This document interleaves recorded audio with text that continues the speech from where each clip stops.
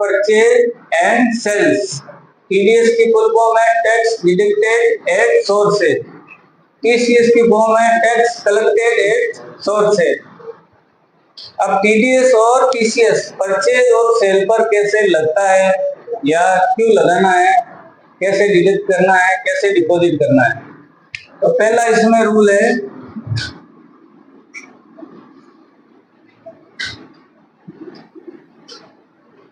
अगर किसी पार्टी का सालाना टर्नओवर पिछले साल 10 करोड़ है तो उस पे टीडीएस और टीसीएस दोनों लागू हो जाएंगे, यानी कि वो टीडीएस और टीसीएस के लिए लायबल है।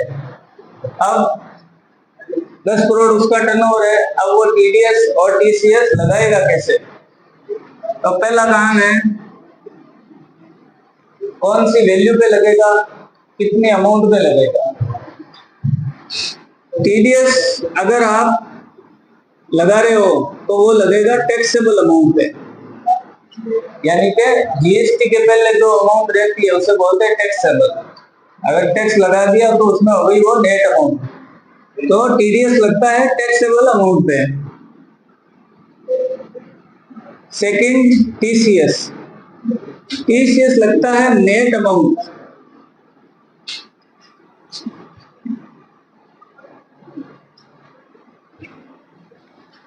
टीसीएस वास्तव में तो है रिसिप्ट बेस्ड, यानी कि टीडीएस तो है टैक्सेबल अमाउंट पे, यानी कि जो भी सेल या परचेज है वो कैसे घटेगा अभी बाद में सीखेंगे। टैक्सेबल अमाउंट एबिलिटी उस पे लगेगा। टीसीएस लगता है नेट अमाउंट, यानी रिसिप्ट बेस है, यानी कि ये ना तो सेल पे है या ना परचेज पे। आपने किसी को माल बेचा 10 लाख का और उस महीने में उससे आपको प्राप्त हुए 5 लाख, तो गवर्नमेंट के रूल के हिसाब से आपको जो 5 लाख प्राप्त हुए उसी पे टीसीएस लगेगा। वो जो 5 लाख अभी प्राप्त नहीं हुए, जिस मंथ में वो प्राप्त होंगे उस महीने में उस 5 लाख पे टीसीएस लगेगा। लेकिन हाल फिलहाल अपने यहाँ पर व्यापारी क्या कर रहे हैं, टीसीएस को सेल, जो भी सेल है उसके नीचे ऐड करके ही भेज रहे हैं। तो आप भी अगर चाहो तो सेल पे यानी नेट अमाउंट पे टीसीएस लगा सकते हो। अब टीसीएस किस पे लगेगा और टीडीएस किस पे लगेगा वो आपको समझना है। अब इनकी रेट क्या है, टीडीएस और टीसीएस, इनकी रेट होती है 0.1%, यानी 1 लाख पर 100 रुपए।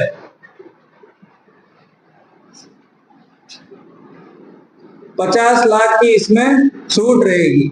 अब छूट कैलकुलेट कैसे करेंगे वो देखो, या कैसे लगेगा।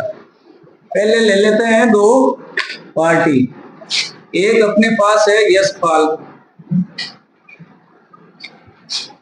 दूसरा है नमन। यशपाल का टर्नओवर है 10 करोड़, नमन का टर्नओवर है 10 करोड़। टर्नओवर काउंट होगा, यानी पिछले साल आपके सेल कितनी थी, सेल को टोटल सेल को बोलते हैं टर्नओवर। तो मान लीजिए दोनों का टर्नओवर है 10 करोड़। यशपाल सेल्स कर रहा है नमन को। अब नमन की क्या है, परचेज है, वो यशपाल कर रहा है सेल नमन को, ठीक है। अब टीडीएस कौन काटेगा, टर्नओवर दोनों का 10 करोड़ है। नियम के अनुसार जिसका टर्नओवर 10 करोड़ है वो दोनों लायबल है टीडीएस और टीसीएस के लिए। अब नमन की यशपाल की सेल है और नमन की परचेज है, तो इसमें नियम ये है, अगर जिस पार्टी का 10 करोड़ टर्नओवर है और वो किसी से माल परचेज कर रही है तो टीडीएस उसको ही काटना है। यानी कि अगर नमन और यशपाल दोनों का टर्नओवर 10 करोड़ है तो परचेज कौन कर रहा है, नमन, तो नमन की जिम्मेदारी है टीडीएस काटने की, वो भी काटेगा टैक्सेबल अमाउंट पे। अब काटेगा कैसे, या पहले सेकंड ऑप्शन ले लेते हैं। सेकंड ऑप्शन में है नमन का टर्नओवर है, यशपाल का टर्नओवर है 9 करोड़ और नमन का है 10 करोड़। वही सेल कर रहा है नमन को, नमन कर रहा है परचेज। अब नमन का टर्नओवर 10 करोड़, यशपाल का 9 करोड़, तो इसमें कौन काटेगा, नमन काटेगा। क्यों, जो परचेज कर रहा है अगर उसका 10 करोड़ टर्नओवर है तो वो किसी से भी परचेज करे, चाहे उसका टर्नओवर 1 करोड़ है, 2 करोड़ है, 10 करोड़ है, 20 करोड़ है, जो परचेज कर रहा है उसका टर्नओवर 10 करोड़ है तो उसकी जिम्मेदारी है टीडीएस काटने की। तीसरा ऑप्शन ले लेते हैं, पहले इसकी कैलकुलेशन देख लेते हैं। माना इसने सेल की है 60 लाख की, यानी नमन ने परचेज की है 50 लाख की, तो अब नमन काटेगा कैसे? ये मान लो टैक्सेबल अमाउंट है, तो गवर्नमेंट रूल के अकॉर्डिंग एक साल में एक पार्टी को 50 लाख की छूट देनी है, यानी कि पहले जब भी 50 लाख की परचेज होगी 50 लाख तक वो टीडीएस नहीं काटेगा। 50 लाख से ऊपर जिस महीने भी में सेल होगी, यानी अप्रैल मई जून मार्च आ गया, मार्च तक 40 लाख की सेल है, मार्च में परचेज की उसने 10-11 लाख की, 50 लाख हो गई, तो जिस महीने 50 लाख क्रॉस होगी उसी महीने में टीडीएस काटना स्टार्ट करेगा।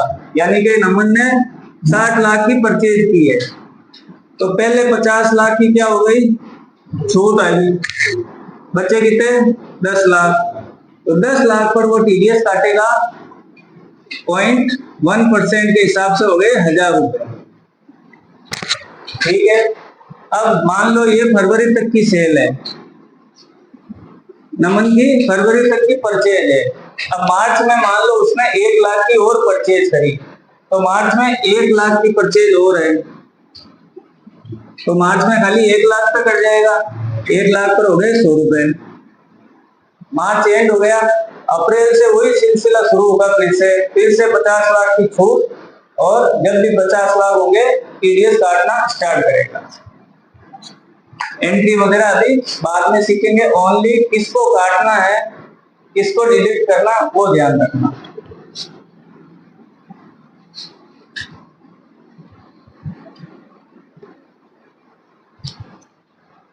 पहला लिया था अपने दोनों 10-10 करोड़, दूसरा ऑप्शन लिया था यशपाल 9 करोड़, नमन 10 करोड़, तीसरा ऑप्शन ले रहे हैं यशपाल का टर्नओवर है 10 करोड़ और नमन का टर्नओवर है अंडर 10 करोड़ यानी 9 करोड़। यानी कि अब यशपाल सेल कर रहा है, परचेज नमन ही कर रहा है, लेकिन नमन का टर्नओवर 10 करोड़ था तो वो काट रहा था टीडीएस परचेज पे। अब नमन का टर्नओवर तो 9 करोड़ ही है, तो वो तो लायबल है नहीं काटने के लिए। तो अब क्या होगा? अब यशपाल क्या करेगा? जो सेल कर रहा है उस पर क्या लगेगा? टीसीएस।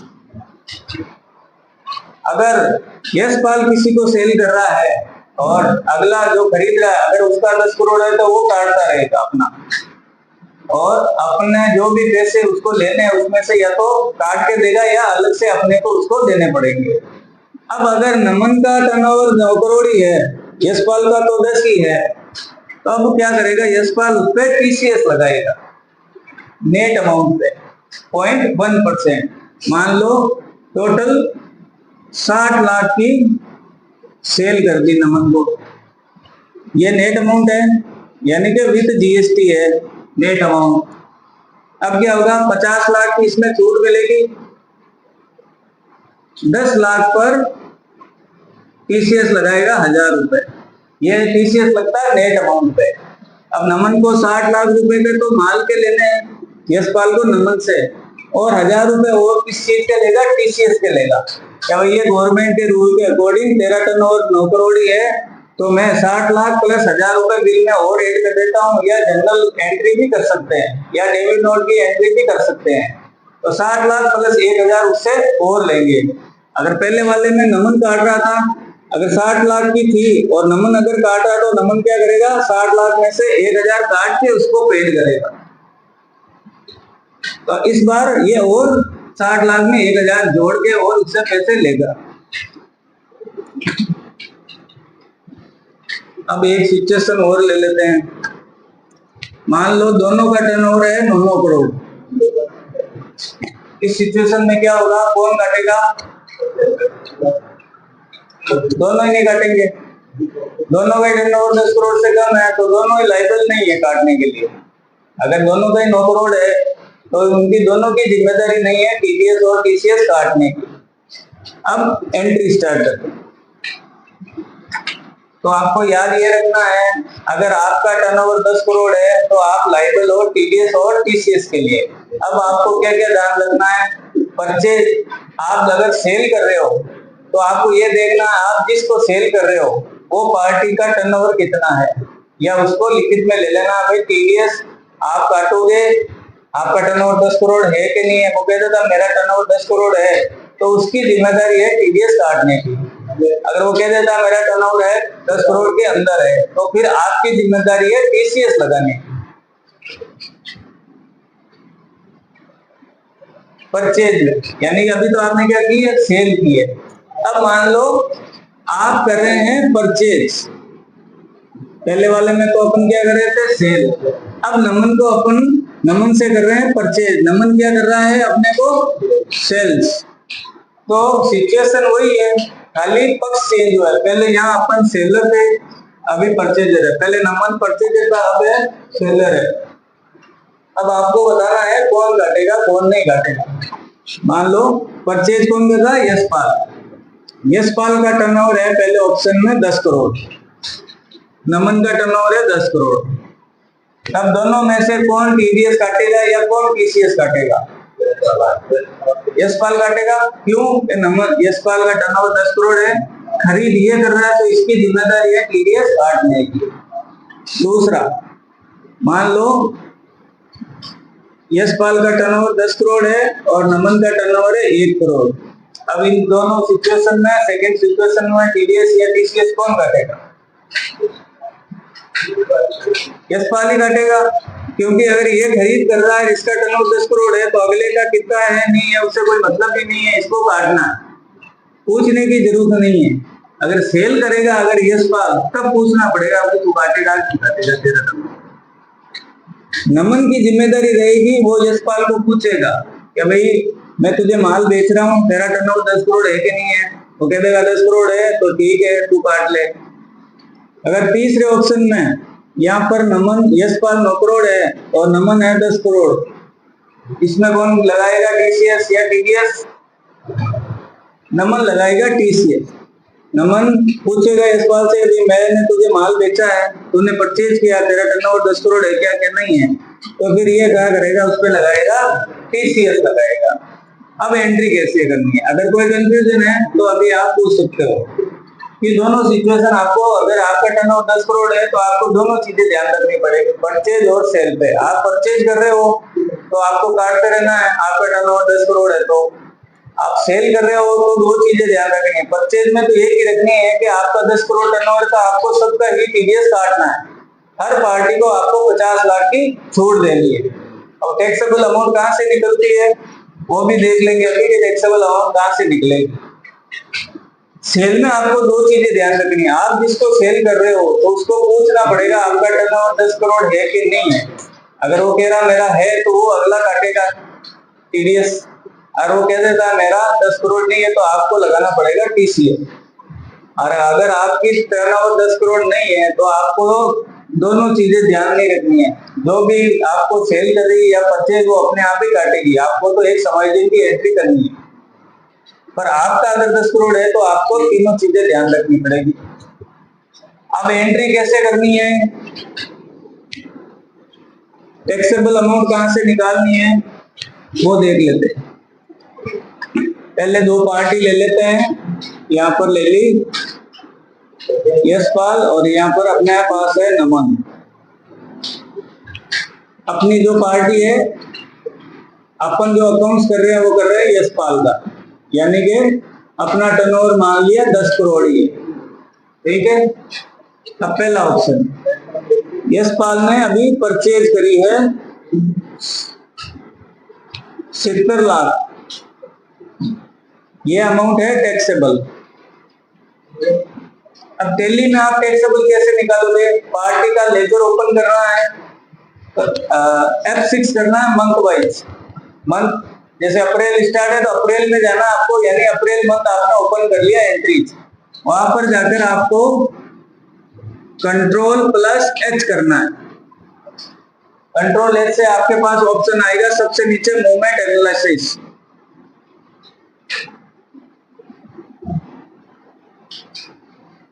मूवमेंट एनालिसिस वो एंटर करते ही आपको उस महीने की टैक्सेबल दिखाएगा, इस पार्टी से अपने कितना माल परचेज किया, आइटम प्लस टैक्सेबल अमाउंट। अगर अप्रैल में आपके जोड़ आ रही है 40 लाख तो अभी तो लाइबल नहीं हो आप।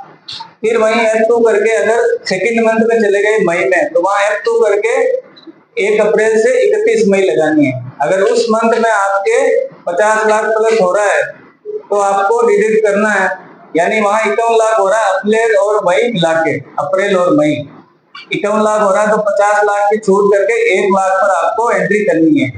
फिर नेक्स्ट मंथ से जून से आपको हर महीने प्रॉपर काटना, फिर आपको देखने की जरूरत नहीं है, सिर्फ मंथ ओपन किया, कंट्रोल एच, मोमेंट एनालिसिस, और उस मंथ में टोटल टैक्सेबल कितनी। अब एंट्री कैसे करनी है? मान लो 70 लाख की परचेज यशपाल ने की है नमन से, तो नमन की परचेज है और नमन का टर्नओवर है 10 करोड़ से ऊपर, सॉरी यशपाल का टर्नओवर है 10 करोड़ से ऊपर, तो नमन का पूछने की जरूरत नहीं है कितना है, अपने को ही काटना है। अब एंट्री क्या करेंगे? अभी अपन करेंगे खाली समायोजन की एंट्री, अभी किसी से ले नहीं रहे हैं, ओनली टीडीएस कितना बना है और उसके अकाउंट में डेबिट करेंगे। तो पहले 70 लाख में से 50 लाख का डिडक्शन, ये 50 लाख की दे दी अपन ने छूट, बच गई अमाउंट 20 लाख। अब 20 लाख का 0.1% हो गया 2000 रुपए, ठीक है, एट द रेट 0.1%। ये तो अभी आपने क्या किए कैलकुलेशन, अमाउंट आई अपने पास टीडीएस की 2000। अब एंट्री क्या करेंगे, या तो जनरल वाउचर में F7 में कर लो, या डेबिट नोट ऑल्ट के साथ F5 वाउचर में उसमें चले जाओ, कंट्रोल एच करो, नीचे ऑप्शन आएगा आइटम इनवॉइस, ऑटोमेटिक इनवॉइस, तीसरा ऑप्शन है एज ए वाउचर, तो जनरल एंट्री उसमें करनी है एज ए वाउचर, तो डेबिट नोट में भी कर सकते हो और जनरल वाउचर में। तो टीडीएस अपने क्या अपन ने काटा है, तो टीडीएस अगर आप काट रहे हो तो वो रहेगा क्रेडिट, अगर आप टीडीएस या टीसीएस किसी का काट रहे हो तो वो क्रेडिट रहेगा 2000 रुपए। किसका काट रहे हो? नमन का, नमन अकाउंट डेबिट 2000, नमन के डेबिट कर दिए, टीडीएस अकाउंट हो गए क्रेडिट। ये 2000 आप मान लो 70 लाख की टोटल की उसके टैक्सेबल, मान लो 70 लाख 80 लाख की टोटल आपके परचेज थी विद जीएसटी, तो 80 लाख में से आप या तो 2000 रुपए माइनस करके पेड करोगे, या आपने पहले पेड कर दी 80 लाख माल के पूरे, और ये मंथ के एंड में आपने 2000 रुपए का एंट्री करी, तो अब नमन के क्या है 2000 रुपए डेबिट है, तो नमन ये 2000 आप जब डेबिट वाउचर बना के दोगे तो ये 2000 आपके अकाउंट में डाल देगा। ये 2000 आपको गवर्नमेंट में डिपॉजिट करवाना है, यानी आपने नमन से लिए हैं और गवर्नमेंट को देने हैं, आपके पास कुछ नहीं रहेगा। इसका नियम भी टीडीएस ऑन इंटरेस्ट के जैसे ही है, इसकी डिपॉजिट डेट मंथ एंड होने पर 7 तारीख तक, यानी कि अप्रैल एंड हो गया तो 7 मई तक आपको टीसीएस टीडीएस जो भी आपने काटा है किसी का, वो आपको डिपॉजिट करवाना है बैंक में चालान द्वारा, ऑनलाइन करवा सकते हो, बैंक चेक से करवा सकते हो, जैसे भी सुविधा हो आप करवा सकते हो 7 दिन के अंदर अंदर।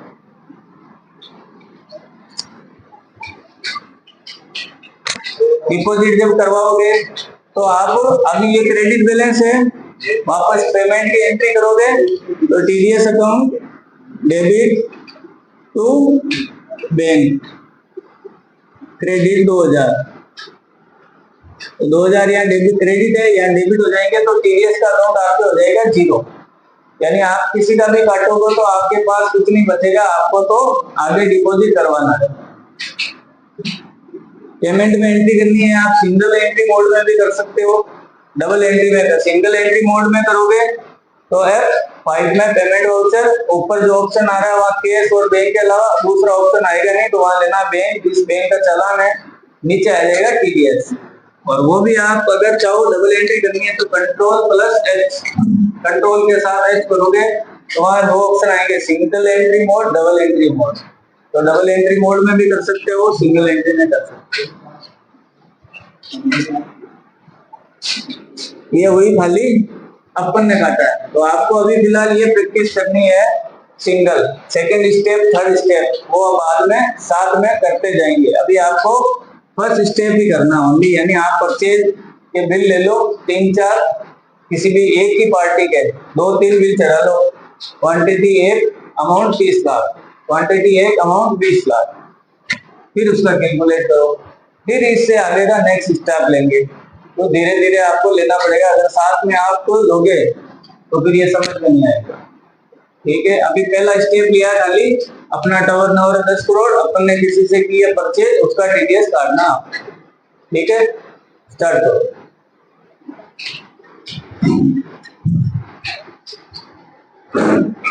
F9 परचेज वाउचर में किसी भी पार्टी का लेजर क्रिएट करके और एक ही पार्टी का एक महीने में एक ही बिल चढ़ाना है। टोटल 3 से 4 बिल एंट्री करनी है 3 से 4 महीनों में। मूवमेंट एनालिसिस, अभी ऊपर देखो 1 अप्रैल से 30 अप्रैल ही चेक करना है अपने को, एक महीने का ही ले रहे हैं।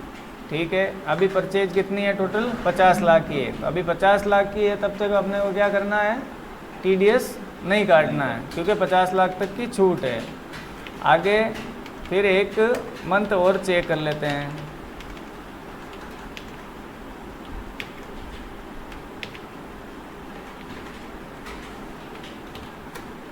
एक परचेज और डाल लेते हैं, नमन को मान लो ये डाल लिए अपने।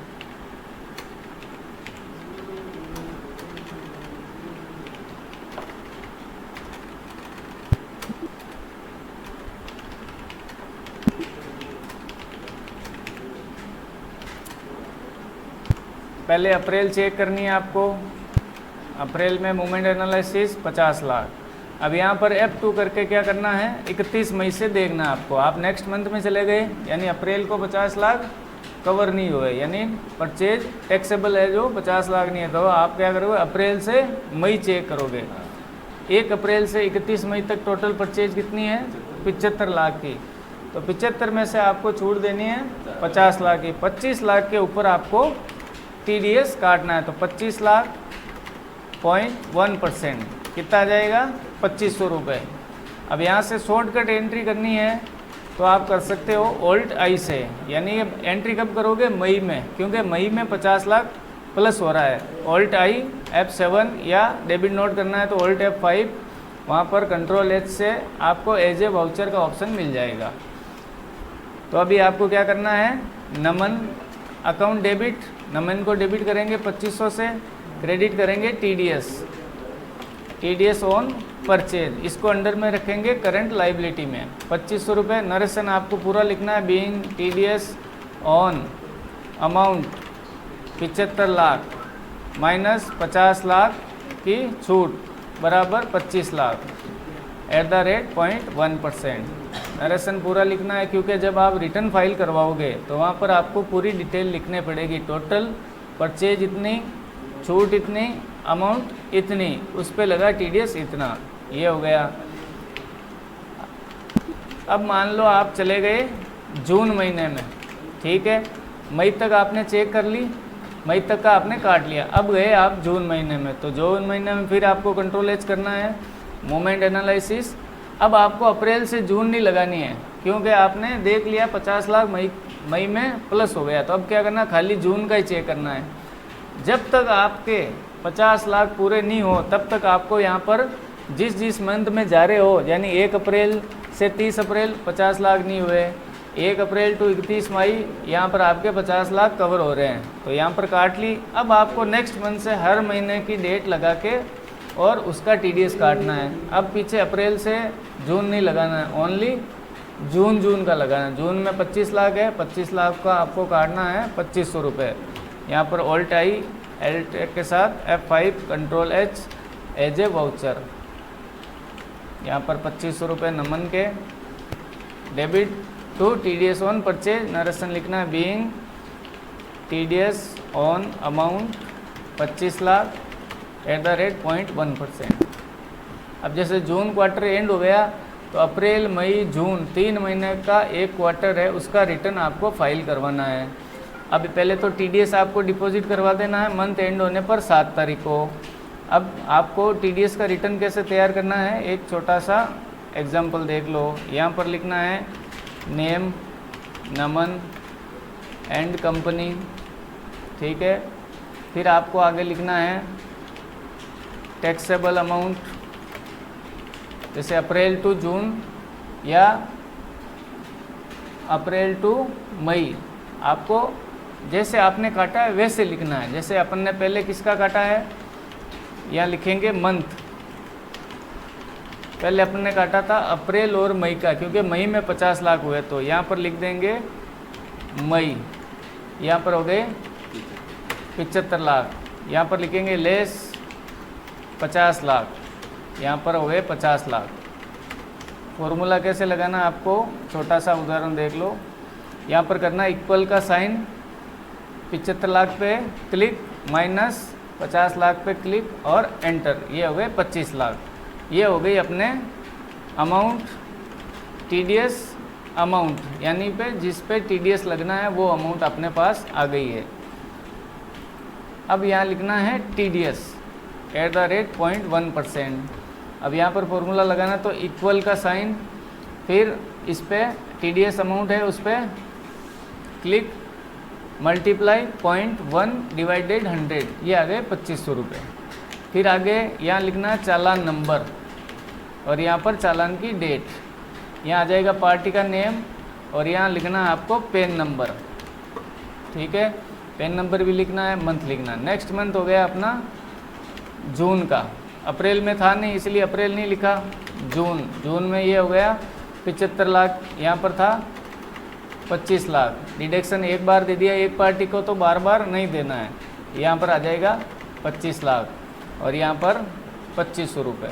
ये आपके रिटर्न तैयार हो गया। तो यहाँ पर चालान नंबर भी आपको डालना है, यहाँ चालान की डेट डालनी है, कौन सी डेट को आपने चालान डिपॉजिट करवाया है। ये चार्ट आपको बना के हर महीने जैसे जैसे काटो इसका चार्ट बना लेना है। यहाँ पर लिख देना है, या तो मंथ यहाँ नहीं लिखना आपको, छोड़ दो, यहाँ पर लिख दो अप्रैल, अप्रैल में था नहीं तो यहाँ आ गया मई। फिर यहाँ पर जो पार्टी आपके है मई में, जिस पार्टी का आपने डिडक्ट किया है वो पार्टी मई के अंदर आती जाएगी। यहाँ लिख दिया अपन ने जून, तो जून वाली जो पार्टी है वहाँ यहाँ आती जाएगी और मई में जिसका घाटा है वहाँ आती जाएगी। तो हर महीने की एक समरी तैयार करनी है। तो यहाँ चालान नंबर एक ही काम आ जाएगा, क्योंकि TDS जब भी भरोगे जितनी कंपनियाँ साथ में ही चालान डिपॉजिट होगा, इस हिसाब से आपको यहाँ पर एंट्री करनी है। अब आपके पास देखो बैलेंस शीट में अपन ने 2500 रुपये जो TDS के काटे थे, ये 2500 रुपये क्रेडिट है, ये 2500 क्रेडिट है। अब मई का जो TDS काटा था उसकी ड्यू डेट क्या है, 7 जून। तो 7 जून से पहले अपने को डिपॉजिट करवाना। एंट्री क्या करेंगे, पेमेंट में जाएंगे, बैंक ले ली, यहाँ पर Ctrl+H करके डबल एंट्री मोड भी है, सिंगल एंट्री डबल। अगर आप CR/DR से एंट्री करना चाह रहे हो, क्रेडिट डेबिट से कर सकते हो, वो समझ में नहीं आए तो Ctrl+H सिंगल एंट्री, यानी ऊपर हमेशा कैश या बैंक ही आएगा। तो चालान बैंक से होगा, बैंक यहाँ ले लेंगे TDS ऑन परचेज। तो मई का है तो 7 जून तक अपने को जमा करवाना है 2500 रुपये, एंटर एंटर एंटर। फिर जून का है तो आपको 7 जुलाई तक करवाना है, मान लो अपन ने तो 5 जुलाई को करवा दिया। TDS ऑन परचेज 2500 रुपये, तो TDS का अकाउंट आपके हो गया 0। अब ये 2500 रुपये आपने जो यहाँ काट के डिपॉजिट करवाए हैं TDS ऑन परचेज के, वो आपको कौन देगा, जिस पार्टी का आपने डिडक्ट किया वो पार्टी आपको 2500 रुपये देगी। कैसे देगी, मान लो आपने यहाँ से 25 लाख की परचेज की थी रमन से, तो या तो आप 25 लाख में से 2500 रुपये माइनस करके भेजोगे, या ये 2500 रुपये आपको नमन एंड कंपनी अलग से पेड करेगी। तो वहाँ से लेके और अपने को गवर्नमेंट में डिपॉजिट कराना है। अपने पास ना तो कुछ बचेगा ना रहेगा। ये 2500 रुपये नमन एंड कंपनी जब ITR फाइल करेगी उस समय ये रिफंड ले लेगी। इस तरह आपको कंपनी बना के एंट्रीज करनी है। अगर आपको वीडियो अच्छा लगा तो वीडियो को लाइक करके चैनल को सब्सक्राइब करें, अपने दोस्तों के साथ शेयर करें।